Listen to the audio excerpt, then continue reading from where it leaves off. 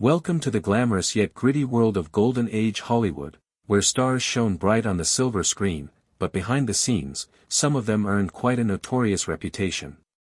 From wild scandals to fierce rivalries, today we dive into the lives of the 21 biggest jerks who left their mark on Hollywood history. Get ready for tales of charm, controversy, and chaos from the golden era of cinema. Errol Flynn, the Golden Age's most notorious rebel. In the dazzling world of Golden Age Hollywood, where glamour and talent ruled the silver screen, few stars captured the public's imagination quite like Errol Flynn. Known for his swashbuckling roles and charismatic screen presence, Flynn was the ultimate matinee idol. But behind the charm and dashing smile lay a turbulent personal life filled with wild escapades, womanizing, and reckless behavior. Born in Australia, Flynn burst onto the Hollywood scene in the 1930s, quickly rising to fame with films like The Adventures of Robin Hood and Captain Blood. However, his off-screen antics often made headlines just as much as his films. Flynn's reputation for partying hard, drinking heavily, and his numerous romantic entanglements made him a magnet for scandal. Despite his undeniable talent, Flynn's reckless lifestyle sometimes jeopardized his career. Legal troubles, controversial relationships, and brushes with the law painted a picture of a man living life on the edge. Yet, this wildness only added to his legend, making him one of the most fascinating, and infamous, figures of Hollywood's golden era. In this video, we'll explore how Errol Flynn's charisma and chaos combined to make him one of the biggest jerks in Hollywood history. Charlie Chaplin, a central figure in early Hollywood and widely regarded as a cinematic innovator, has a legacy complicated by serious ethical concerns. While his artistic contributions, such as The Kid and City Lights, remain influential, his off-screen conduct raises issues that would be deeply scrutinized under modern workplace and ethics policies. Under today's film industry standards, especially those outlined in studio codes of conduct, Chaplin's behavior would likely constitute significant violations. His relationships with underage actresses, including marriages to 16- and 15-year-olds, would be seen as exploitative and a breach of safeguarding protocols. Allegations of emotional abuse and manipulation from former partners, especially those who worked under him, would fall under misconduct and abuse of power clauses. Furthermore, Chaplin's perfectionism on set, which included subjecting actors to extreme numbers of takes and emotional stress, would now be flagged for creating a toxic and potentially hostile work environment. Studios today implement mental health guidelines and on-set well-being policies to prevent such conditions. Though Chaplin's work undeniably shaped cinema, his methods and personal behavior would clash sharply with modern professional standards that prioritize consent, respect, and safety. Recognizing this helps contextualize his legacy through a more balanced and ethically informed lens. Mickey Rooney, once celebrated as America's favorite child star, had a career that spanned 9 decades, but his off-screen behavior often clashed with the wholesome image he projected. Known for his roles in the Andy Hardy series and musicals alongside Judy Garland, Rooney grew into a difficult and often abrasive adult. Colleagues frequently described him as egotistical, short-tempered, and dismissive. He reportedly insulted co-stars, including a young Elizabeth Taylor, with whom he worked on National Velvet. His behavior was said to be loud, erratic, and attention-seeking, often making sets uncomfortable for others. Rooney's personal life was equally chaotic. He was married 8 times and faced serious financial troubles, gambling issues, and allegations of emotional abuse. Under modern industry policies, his behavior, particularly his verbal mistreatment of cast members, would likely be classified as workplace harassment or unprofessional conduct. Today's film and television studios uphold strict codes of conduct that promote respect, mental health support, and equitable treatment on set. While Rooney's talent and longevity in Hollywood are remarkable, his legacy is complicated. He remains an example of how early fame, when unchecked by personal accountability or policy protections, can evolve into harmful and damaging behavior behind the scenes. Bette Davis, one of the most iconic actresses of Hollywood's golden age, was celebrated for her fierce talent, commanding screen presence, and groundbreaking performances. However, her off-screen personality was equally intense, and often combative. Known for her fiery temper and relentless ambition, Davis clashed with directors, producers, and especially co-stars. Her most infamous feud was with Joan Crawford, a rivalry that spanned decades and culminated in the legendary tension behind the scenes of Whatever Happened to Baby Jane. 1962, Davis reportedly demanded top billing, undermined Crawford at every turn, and later made disparaging public comments about her. Davis's competitiveness extended beyond professional ambition. She was known to hold grudges and openly criticize those she believed were less talented or threatened her spotlight. Under today's industry standards, such behavior could be considered disruptive and toxic. Modern workplace policies emphasize collaboration, respect, and anti-harassment practices, especially in high-pressure environments like film sets. While Bette Davis remains a trailblazer who broke barriers for women in Hollywood, her legacy is not without controversy. Her off-screen behavior serves as a reminder that even great talent must be balanced with professionalism, something today's codes of conduct are specifically designed to uphold and enforce. John Wayne, a towering figure in classic American cinema, was revered for his roles in westerns and war films that defined a generation. However, his off-screen persona was often divisive and controversial. Known for his domineering presence on set, Wayne had a reputation for being inflexible, intimidating toward co-stars, and openly dismissive of actors and crew he deemed unprofessional or politically opposed to him. His strong anti-communist stance made him a vocal supporter of the Hollywood blacklist during the McCarthy era, where suspected leftist artists were barred from working. Wayne's views on race, expressed most infamously in a 1971 Playboy interview, have drawn widespread criticism. He defended white supremacy, dismissed the suffering of Native Americans, and made derogatory remarks about Black Americans. Under modern film industry policies focused on inclusivity, diversity, and harassment prevention, such statements would likely result in disciplinary action or public backlash. Studios today prioritize creating respectful and equitable workplaces for all cast and crew members. While John Wayne remains a symbol of classic Americana and cinematic heroism, his legacy is clouded by views and actions that reflect a different, and deeply problematic, era. His career serves as a complex case study in how fame can shield harmful behavior from consequences. Milton Burley, known as Mr. Television, during the early days of TV, was a pioneering comedic talent whose influence helped shape the medium. However, behind the laughter and charm, Burley was widely regarded as difficult, profane, and egotistical. Colleagues often described him as controlling and abrasive, with an overwhelming need to dominate every room he entered. His off-camera behavior was peppered with crude jokes, inappropriate remarks, and a relentless desire for attention, traits that alienated co-stars and writers alike. Burley's conduct would not align with today's entertainment industry standards. Under modern workplace policies, especially those governing harassment and professionalism, his behavior could be considered disruptive and even hostile. Studios and networks today enforce strict codes of conduct that protect employees and performers from verbal abuse, inappropriate comments, and toxic work environments. These policies aim to foster respect and accountability, qualities Burley often ignored. Despite his enormous contributions to television, including helping establish NBC's early dominance, Burley's legacy is tarnished by his off-screen persona. His story highlights how talent alone does not excuse unprofessional behavior, and how contemporary policies are vital in creating healthier, more respectful creative environments, something that was often lacking during the golden age of Hollywood. Gene Kelly was a beloved Hollywood icon, famous for his athletic dancing and charismatic screen presence in classics like Singin' in the Rain and An American in Paris. His charm and talent made him a favorite among audiences worldwide. However, behind the scenes, Kelly was known to be demanding and sometimes tyrannical.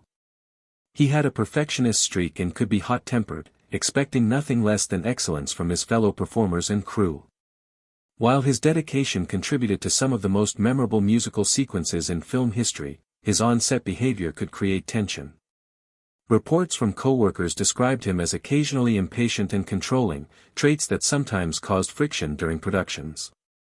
In today's film industry, such behavior would be carefully scrutinized under workplace policies promoting respect and collaboration.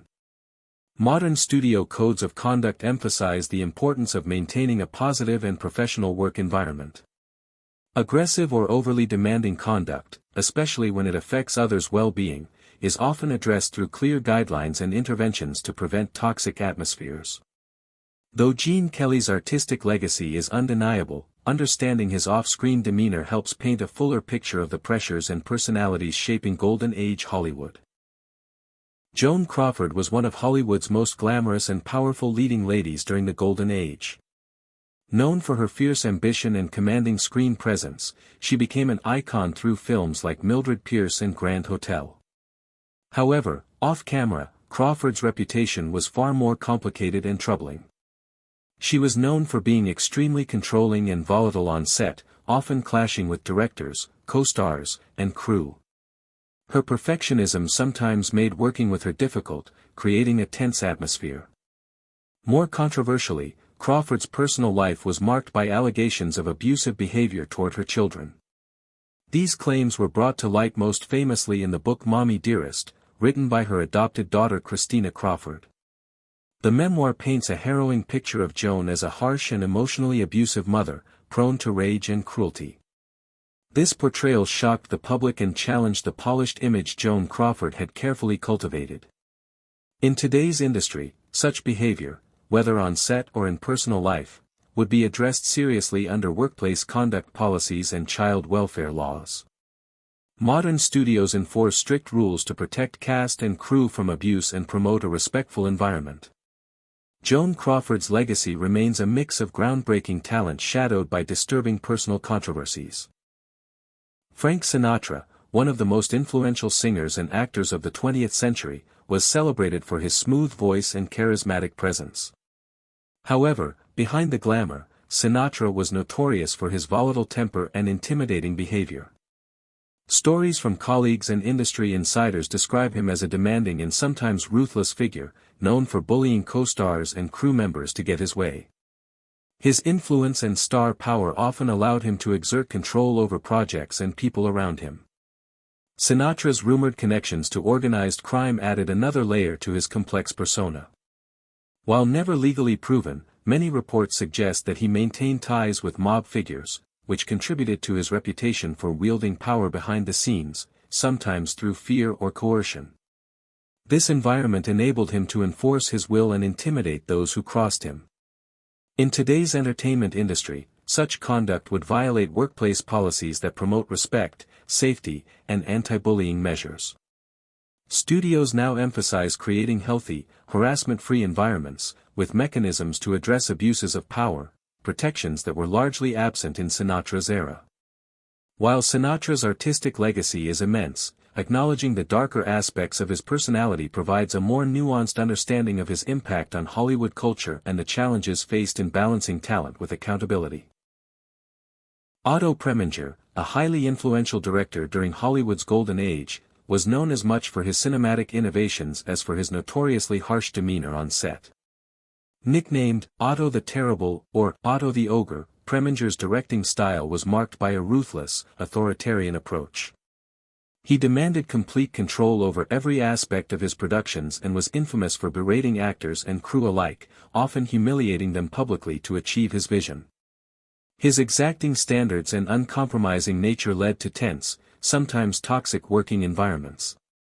Actors recalled feeling intimidated and exhausted under his direction, with little room for collaboration or dissent.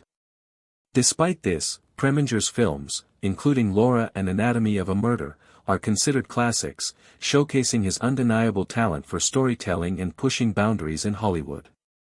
Under today's industry policies, Preminger's behavior would be highly problematic. Modern workplace codes emphasize respect, professionalism, and the psychological safety of cast and crew. Public humiliation, verbal abuse, and authoritarian leadership styles are discouraged and often subject to disciplinary action or intervention. Otto Preminger's legacy thus serves as a reminder of the complex balance between artistic brilliance and ethical leadership, highlighting how far industry standards have evolved to protect creative teams from toxic environments. Bing Crosby, one of the most beloved entertainers of the 20th century, was known for his smooth baritone voice and relaxed charm in films and music. He became a cultural icon through classics like White Christmas and Going My Way, embodying warmth and wholesomeness on screen. However, Crosby's private life, particularly as a father, painted a starkly different picture. In memoirs and interviews, several of his children, especially from his first marriage, described him as emotionally distant, harshly critical, and even physically abusive. His son Gary Crosby revealed in his autobiography that Bing regularly disciplined them with belts and verbal insults, creating a household marked by fear rather than affection. While some disputed these accounts, the consistency of these claims among multiple children raised serious concerns about his parenting style. Under today's standards, such behavior would likely fall under emotional and physical abuse, subject to both legal consequences and social accountability. Current child welfare laws and family support systems are far more robust, and public figures are now held to higher standards in their private conduct as well. Though Crosby's artistic legacy remains influential, his role as a father reveals a troubling contradiction between his public persona and personal behavior, one that complicates his place in Hollywood history. Faye Dunaway, a celebrated actress with iconic roles in films like Bonnie and Clyde and Chinatown, earned critical acclaim for her intense screen presence and complex characters. However, her off-screen behavior has long been a source of controversy. Dunaway developed a reputation for being extremely difficult to work with numerous accounts of unprofessionalism, emotional volatility, and outright hostility on set. During the filming of Chinatown, tensions between Dunaway and director Roman Polanski became legendary. She reportedly clashed with him repeatedly, culminating in incidents where she allegedly walked off set and refused direction. On other projects, including the Broadway-bound play Tea at 5, she was fired for creating a toxic work environment, including reports of verbal abuse toward crew members and erratic behavior. Under today's industry standards, such conduct would likely violate workplace policies that prioritize respect, safety, and professional collaboration. Studios and stage productions now enforce strict codes of conduct that aim to protect cast and crew from verbal harassment and unstable working conditions. While Faye Dunaway remains an undeniably talented actress, her legacy is complicated by persistent reports of disruptive and abusive behavior, reminding us that great artistry does not excuse mistreatment of others in the creative process. Herbert Marshall, a distinguished British actor known for his smooth voice and dignified screen presence, starred in classics like The Letter and Foreign Correspondent. On screen, he often played refined, composed characters, winning audiences with his calm demeanor and sophistication. However, his private life told a different story, marked by emotional turbulence and, at times, public controversy. Marshall was involved in several high-profile romantic relationships, some of which ended in volatile confrontations. One of the most notorious was his relationship with actress Gloria Swanson. Their affair, while she was married, caused a scandal in early Hollywood. Later in life, Marshall was known for his volatile temper, especially when it came to affairs of the heart. Though not widely documented in mainstream media at the time, accounts from those close to him and in gossip columns suggested that he could be emotionally erratic and occasionally confrontational in public. In today's entertainment industry, public displays of aggression or instability, particularly toward romantic partners, would raise concerns about emotional abuse and professional conduct. Modern industry policies stress respectful behavior, both on and off set, and prioritize mental health awareness and accountability. Though Marshall remains admired for his work, his personal life reveals a more complex and less flattering side of the Golden Age gentleman.